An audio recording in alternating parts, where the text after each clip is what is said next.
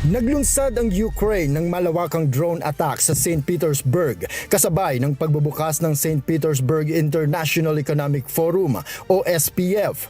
Tinatayang 20,000 delegado mula sa mahigit 130 bansa ang dumalo sa 3 araw na pagtitipon na tinataguriang Russian Davos.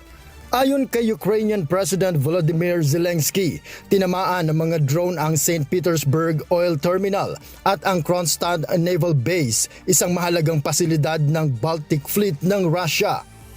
Umabot ng mahigit 1,000 kilometro ang nilipad ng mga drone bago tumama sa mga target sa ikalawang pinakamalaking lungsod ng Russia. Naglabas din ang Ukraine ng video na nagpapakita ng malakas na pagsabog at makapal na usok mula sa mga pinatamaang pasilidad. Ayon pa sa Ukraine, tinamaan din ang operasyon ang isang pasilidad sa Tambov region na iniuugnay sa produksyon ng mga armas ng Russia.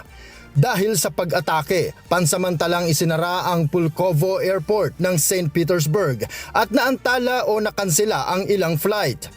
Iniulat din ng mga saksi ang malalakas na pagsabog at makapal na usok na makikita mula sa iba't ibang bahagi ng lungsod.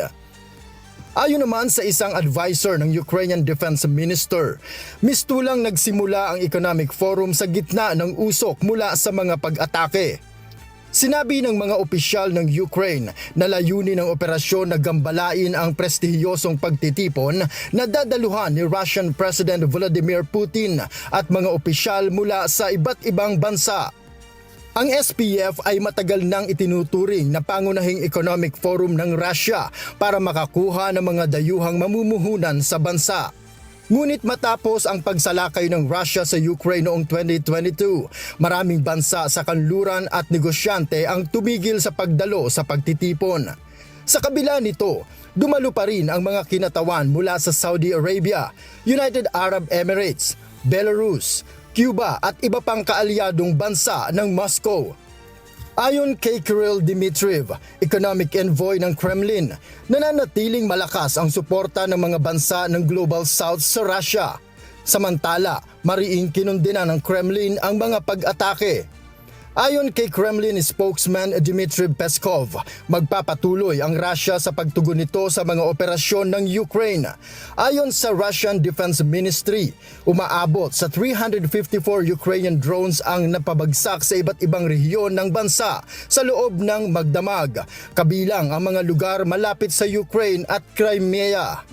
Ngunit sa kabila ng malawakang air defense operation, may mga drone pa ring nakalusot at tumama sa mga target sa St. Petersburg. Kasabay nito, nagpatuloy rin ang mga pag-atake ng Russia sa Ukraine kung saan 4 na ang nasawi sa Kherson at Kharkiv. Noel Polyarco, humahataw sa balita ngayon!